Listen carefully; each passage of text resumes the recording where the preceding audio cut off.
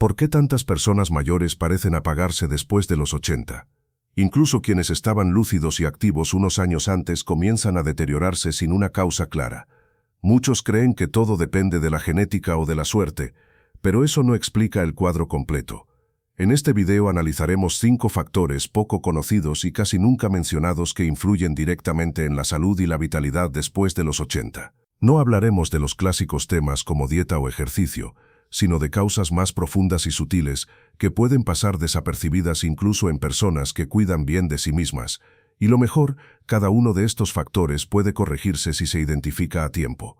Quédate hasta el final, porque entenderlos puede cambiar tu forma de envejecer y ayudarte a conservar energía, lucidez y sentido de vida durante más años. Número 1. Desaparición de la interacción cotidiana. Uno de los procesos más silenciosos y peligrosos del envejecimiento después de los 80 años es la pérdida de las pequeñas interacciones diarias, esos momentos breves que antes daban estructura y calidez al día. Antes era normal saludar al vecino al sacar la basura, intercambiar una broma con el cartero, comentar el clima con la persona de la tienda o simplemente decir buenos días a alguien en la calle. Eran gestos tan rutinarios que pasaban desapercibidos, pero en realidad cumplían una función vital: mantener el cerebro socialmente activo y el ánimo regulado. Con el paso del tiempo, muchas personas mayores comienzan a reducir esos contactos sin notarlo. Ya no van al supermercado, porque alguien más hace las compras o todo se pide por internet. Dejan de caminar por el barrio, porque la vista o el equilibrio no son los mismos. O evitan conversar con desconocidos porque la audición falla o sienten que ya no tienen tema de conversación. Poco a poco el mundo exterior se va encogiendo, y junto con él también se reduce el intercambio humano que mantiene viva la mente. Esa pérdida de contacto no solo afecta el estado emocional, también impacta la biología del cuerpo. El aislamiento social, incluso en pequeñas dosis, eleva los niveles de cortisol, aumenta la inflamación y altera el equilibrio hormonal. Sin compañía frecuente, el sistema nervioso entra en un estado de alerta silenciosa, y el cuerpo interpreta la soledad como una amenaza. El resultado es un envejecimiento más rápido, tanto físico como mental. Lo curioso es que muchos no se dan cuenta de este cambio. Piensan que simplemente están simplificando la vida o evitando molestias innecesarias. Pero en realidad están eliminando un tipo de ejercicio invisible para el cerebro: la interacción humana cotidiana. Un saludo, una conversación corta, un intercambio de sonrisas, son pequeñas dosis de estimulación social que ayudan a mantener la mente flexible, el corazón animado y la sensación de pertenencia viva. He conocido adultos mayores que, pese a su edad, conservan una mente despierta y una energía contagiosa. Su secreto: mantienen hábitos sociales constantes, salen a caminar por el vecindario, visitan el mismo café cada mañana, saludan a las mismas personas o simplemente se detienen a comentar algo con el conductor del autobús.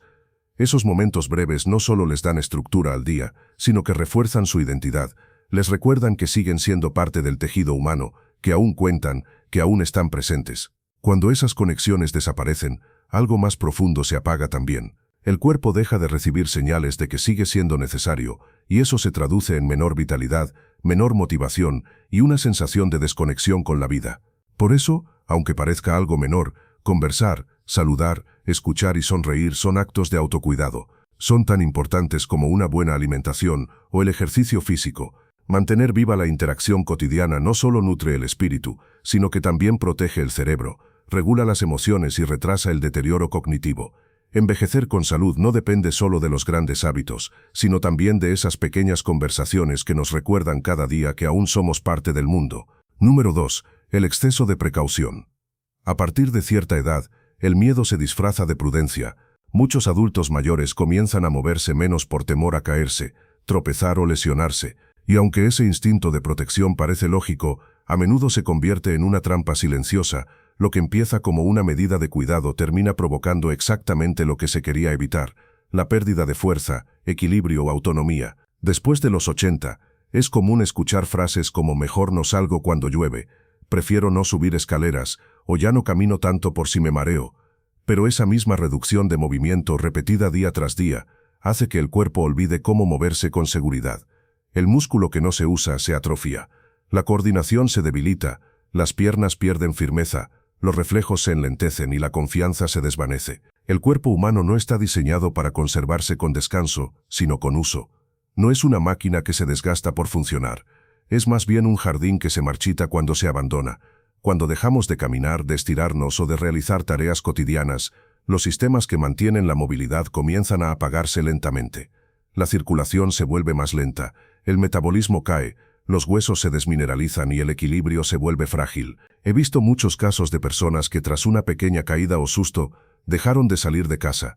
Al principio solo renunciaron a caminar unas cuadras, pero con el tiempo también dejaron de moverse dentro del hogar. Y en cuestión de meses, su cuerpo cambió, músculos flácidos, respiración corta, sensación de debilidad constante. No fue la edad la que los limitó, fue el miedo. Eso no significa ignorar el riesgo.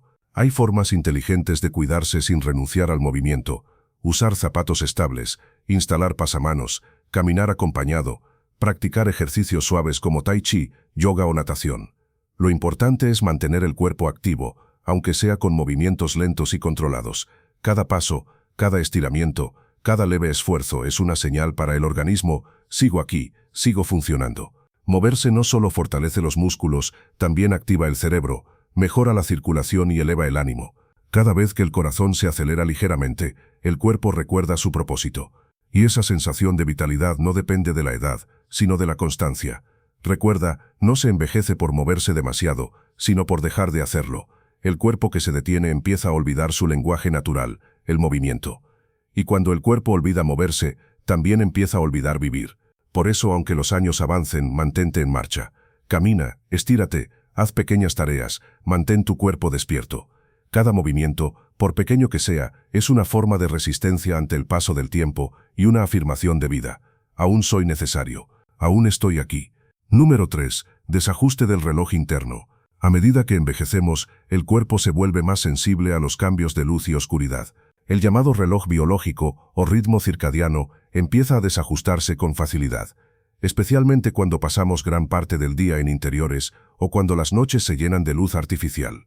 Este sistema interno regula casi todo: el sueño, la digestión, la temperatura corporal, el estado de ánimo y hasta el funcionamiento del corazón. Cuando pierde sincronía, el cuerpo lo siente en cada aspecto de su funcionamiento. En la juventud, el organismo puede adaptarse a irregularidades, trasnochar, usar pantallas hasta tarde o dormir a deshoras. Pero después de los 70 u 80 años, esa flexibilidad disminuye. Basta con unos cuantos días de poca exposición solar o con mirar televisión hasta la medianoche para que el cuerpo empiece a confundir el día con la noche. El resultado: dificultad para dormir, somnolencia diurna, pérdida de energía y una sensación constante de desorientación leve. La luz del día no es solo iluminación, es un estímulo biológico esencial. Cuando los ojos perciben la luz solar en la mañana, el cerebro recibe una señal clara: es hora de despertar, moverse y producir energía. Esa luz regula la liberación de cortisol que nos activa y suprime la melatonina, la hormona del sueño. Pero si pasamos los días encerrados o sin recibir luz directa, ese mensaje se debilita y el cuerpo entra en un modo confuso, a medio camino entre la vigilia y el descanso. Por otro lado, la exposición prolongada a pantallas, lámparas o televisores durante la noche engaña al cerebro, haciéndole creer que aún es de día. Esto retrasa la producción de melatonina, reduce la profundidad del sueño y afecta la reparación celular que ocurre durante la noche. Con el tiempo, el impacto no se limita al cansancio, también aumenta la inflamación, debilita la memoria y reduce la capacidad del sistema inmune. Una persona que duerme mal durante semanas o meses no solo está cansada, está acumulando un tipo de desgaste que acelera el envejecimiento interno. Por eso dormir bien no es un lujo ni una comodidad, sino un proceso de restauración profunda del cuerpo y del cerebro. Mientras dormimos, el sistema nervioso elimina toxinas, consolida recuerdos, repara tejidos y estabiliza las hormonas. Sin ese ciclo completo, la mente se vuelve más lenta, el ánimo más inestable y el cuerpo más vulnerable a enfermedades. La solución, aunque sencilla, requiere constancia: buscar luz natural en la mañana y oscuridad real en la noche. Basta con abrir las cortinas apenas despertar, pasar unos minutos al sol o salir a caminar temprano para resetear el reloj biológico. Durante la tarde y noche, conviene reducir el brillo de las luces, apagar pantallas al menos una hora antes de dormir y permitir que el cuerpo perciba la llegada de la oscuridad. Un hábito tan pequeño como sentarse junto a una ventana luminosa al amanecer o dar un paseo matutino puede marcar una diferencia enorme en la claridad mental, el equilibrio hormonal y la calidad del sueño. No se trata de cambiar la edad, sino de recordarle al cuerpo cuál es su ritmo natural. La luz del día y la oscuridad de la noche son los compases con los que el cuerpo marca su salud. Si los respetas, tu energía se mantiene estable, tu memoria más nítida y tu ánimo más sereno, porque envejecer no significa perder vitalidad, sino aprender a vivir en sintonía con el reloj que llevamos dentro. Número 4.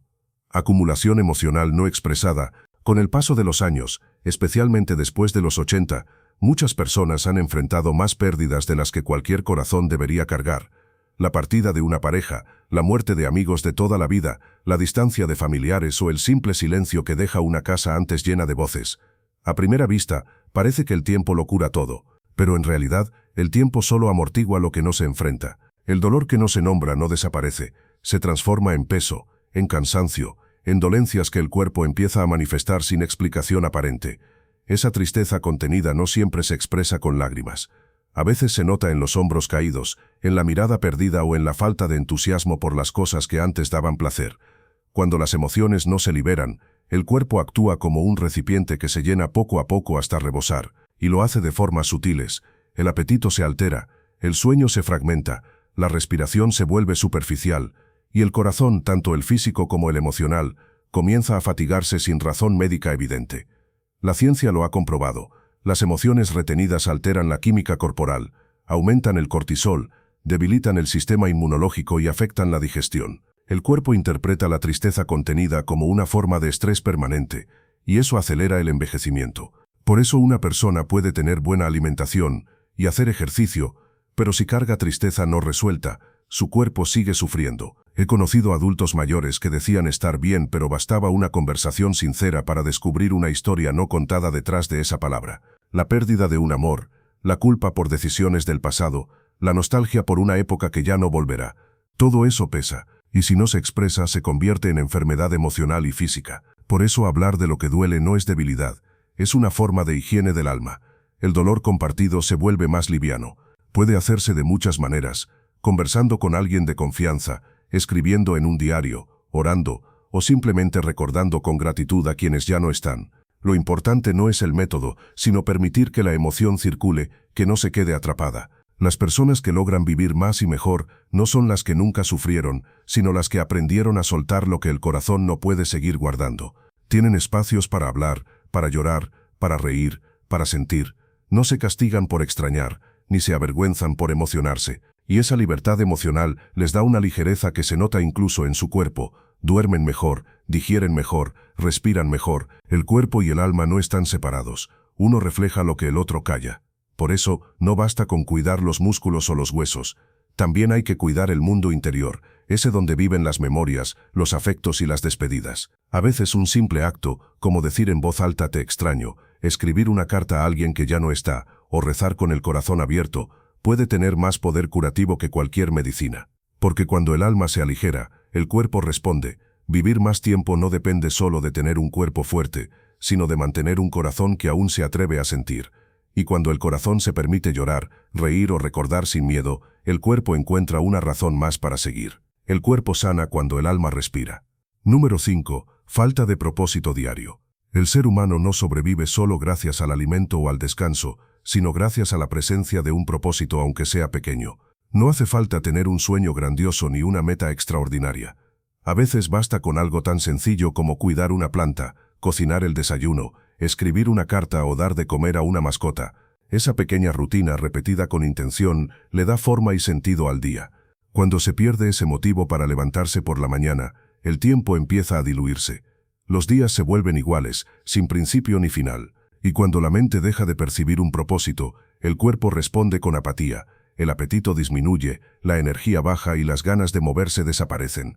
Es como si los sistemas internos entendieran que ya no hay nada por lo cual esforzarse. He visto a muchas personas mayores mantenerse sorprendentemente lúcidas y activas, incluso superando enfermedades o limitaciones físicas, simplemente porque tenían un motivo diario para seguir adelante. Una mujer que cada mañana salía a dar de comer a los pájaros, un hombre que escribía una carta semanal a su nieta, o una pareja que cuidaba juntos su pequeño jardín.